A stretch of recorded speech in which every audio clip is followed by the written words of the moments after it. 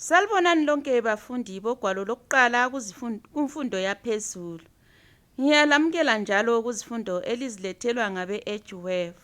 Isifundo senu lisethulelwa ngunkosikazi Doreen Mhlophe. Ngihamba labangani benu, uThemba, loSiphiwe, loThinashi. Bingelelani abanye. Salibonani bangani. Salibonani bangani. Mina nginguThemba. Salibonani bangani. Mina nginguSiphiwe. Bafundi, singalibali ukuphatha usiba lokubhalisa, ugwalo lokubhalela, loba imitshina ehlukeneyo yokuthatha okuzafundiswa lamhla. Bazali, ngiyalicela ukuba lincedise abantwana abangabe bebhekane lenhlupho ezitshiyeneyo. Abantwana abazwela khatshana kabahlaliswe eduze lezigcingi zomsakazo ukuze bezwe kuhle.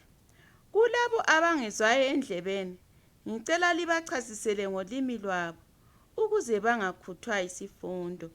Bafundi, kusifundo esedluleyo sifunde ngani? Yebo Siphiwe. Kusifundo esidluleyo mbalisi sifunde ngesikhathi sokuna kwezulu. Sithe izulu lande ukuna entwasa lasehlobo. Uqondile mntanami Siphiwe. Namhla sizafunda ngokuguquka komumo womkhathi osekuphambanisa ulwazi lwezolo ngokuma kwezigaba zomnyaka, i-climate change. Themba, akusibalele izinjongo zethu zesifundo. Injongo yakuqala. Ukuqamba ukuthi inguquko kwezomkhathi iguqule njani izilimo eZimbabwe. Eyesibili. Ukuveza amacebo angenziwa ukuze kuvikelwe izilimo kunhlupho ezilethwa ngumumo womkhathi. Eyesithathu. Ukubhala indatshana yokuzibumbela. Siyabonga Themba. Siyabonga ngokulalela lani emakhaya. Kuyini esikubonayo kulo umnyaka okuchiyene leminyaka edluleyo? Akusitshele Themba. Izinga lokuchisa selikhwelile mbalisi. Ilanga lichisa kakhulu emini. Izolo emini kuchise kakhulu sisenkundleni yokugijima ngaze ngaphosa ngaqaleka. Kambe aluba ngangiqalekile laliza kuthini? Besiza kuthela amanzi Themba. Yebo kuyachisa kakhulu ukuthi nxa kufika isikhathi somqando lakho kuqande kakhulu. Kuyini okunye bafundi esikubonayo lesikufundayo ngale inguquko kwezomumo yomkhathi? Mina mbalisi ngibona angani ukuselakala kwezulu sekwandile.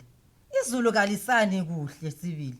Kulo umnyaka vele akulalutho emasimini, amabele ahle atsha esanda kumila. Akuselalutho ngitsho. Kumila ngenxa yokuchisa lanxa amabele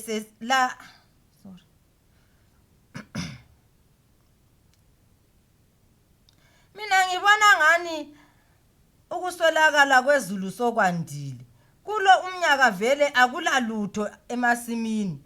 Amabele ahle atsha esanda kumila ngenxa yokuchisa kwelanga.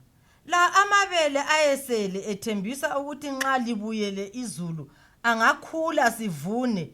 Akhukhulwa ngamanzi ezulu elana ngamandla lagcwala amasimu wonke, lakhukhula lahamba lamabele, lalo lahle lahamba lahawula, alizange laphinda lana futhi. Themba, akusipho wakhumbono. Lonyaka ngesikhathi sokudla ihlobo asidlanga lutho ngoba bekungela lutho emasimini. Indlala ihlasele ngemakhaya. Akusoze kuvunwe lutho ngitsho lonyaka. Kunjalo bafundi, imbangela yile inguquko kwezomumo womkhathi. Siphiwe, wathula, kukhona la ofisa ukusixoxela khona.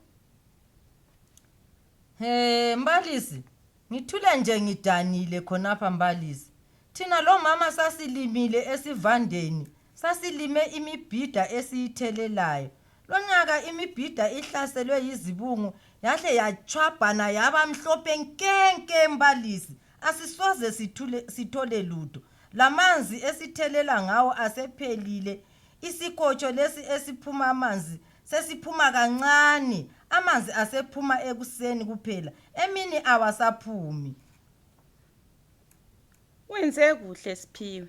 Siyakunanzelela khona ukuthi izivande zethu azisenzi kuhle kulezi insuku. Yebo Themba, ufuna ukwengeza kuloko okukhulunywa nguSiphiwe? Yebo mbalisi. Silohlupho. Mina ngibona kusifundo se-agriculture. Izilimo zethu azizinhle lanxa sithelela. Kungani ukuvunda komhlabathi lakho sokwehlile. Mhlawumbe kwenziwa yikuchisa. Lenza kuhle bafundi.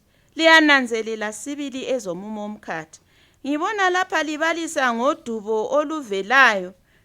Singeza ke sihlale phakathi kodubo sibukele singenzi lutho. Kumele sizikhuphe kulo ukuze singabulawa indlala. Kungenziwani bafundi ukuze siphume? Ake senze amaqembu sixoxe ngakho. Lani emakhaya xoxani lapho lihlezi khona.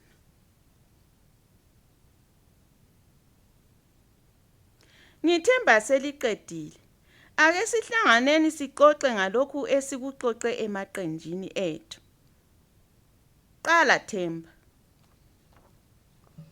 Kwelethu iqembu mbalisi, sibone ukuthi abantu kumele bafundiswe ukulima izilimo ezivuthwa masinyane njengoba izulu selisina okwesikhatshana. Sibone njalo ukuthi izilimo ezilinywayo azibe yileziyana ezingafuni amanzi amaningi, ezinjengamabele la akhahlela emafitshane. Nxa kungumumbu, awube yilo othatha isikhathi esifitshane ukuvuthwa. Siyabonga iqembu lakho Themba, lisebenzile. Mihle imicijo yenu. Kungcono ukudla isitshwala samabele kulokuswela isitshwala. Amanye amaqembu athini? Ake sizwe iqembu likaThinashe. Thina kwelami iqembu mbalisi sixoxe ngokulima uthelezela. Sifisa ukuthi uhulumende labengatsha ezizimele zodwa ziyasincedisa ekwakheni amadamu azagcina amanzi nxa izulu lisina, lokugebha imigodi ezancedisa abantu ukuthi balime ngokuthelelezela. Siphinde sacabanga ukuthi mhlawumbe abalimi bangafundisa ukwenza imibundu bahlanyele phezulu kwayo ukuze imifolo le ephansi kwemibundu igcine amanzi. Ubumanzi njengoba ilanga litshisa kangaka busuka buhambe masinyane. Sibone ukuthi kulomsebenzi wokuthi abantu bafundiswe ukulima bethelela izilimo lendlela zokulondoloza ubumanzi. Sixoxile langabalimisi esilabo esigabeni ukuthi bayabhoda emakhaya behamba befundisa abantu izindlela zokulima ngokuthelezela. Lenze kuhle kakhulu Tinashe. Lilethe imicijo emihle kakhulu. Ukuthelela sekuza kuba yingxenye yokulima ngoba sekungathi iminyaka engelazulu isimnengi. Ake sizweni iqembu lokucina, iqembu likaSiphiwe. Thina kwalethi iqembu sixoxe ngokuvundiswa komhlabathi. Sithe thina umhlabathi kumele uvundiswe ukuze izithelo zethu zithele izithelo eziningi. Umquba wamahlamvu muhle lawo uyasebenza nxa singelawo othengwayo obiza imali eningi. Siphinde saxoxa ngezibungu ezigcweleyo ezinjengemihogoyi, inthethe, lalezi ezinye ezimunya ubumanzi phansi lasemahlamvini. Sithe lezi kumele zidingelwe imithi ifafazwe zife ngoba zehlisa isivuno. Lenze kuhle kuqembu lenu. Bafundi, nansi isihloko sendaba esizabhala ngaso. Isihloko sethu sithi ukuguquka komkhathi sekudale indlala eZimbabwe. Bhala okungenziwa ukuze indlala ingabi khona. Ngithemba siyasibhala lathi emakhaya. Ngizasiphinda njalo bafundi ukuze lisibhale kuhle. Ukuguquka komkhathi sekudale indlala eZimbabwe. Bhala okungenziwa ukuze indlala ingabi khona. Ngithemba sesisibhalile lathi emakhaya isihloko sethu. Nxa sizabhala indatshana enje, kenje siqala ngani bafundi? Siqala ngesingeniso esikhangayo, njalo esicacileyo ukuthi kuzakhulunywa ngani. Uqondile Themba. Ngemva kwesingeniso kulandelani, Siphiwe? Ngemva kwesingeniso kulandela umzimba wendaba mbalisi. Kulapho esifaka khona imicijo ebesixoxa ngayo. Kuhle bafundi. Kulandelani futhi ngemva komzimba? Yebo Themba. Ngemva komzimba mbalisi, sibhala isiphetho. Sigoqa yonke imicijo kulesi isiphetho. Kwaze kwaba kuhle bafundi bami abahle. Asisebenzeni. Thina sesivalelisa. Olivalelisayo unkosikazi Doreen Mhlophe. Valelisani lani bafundi.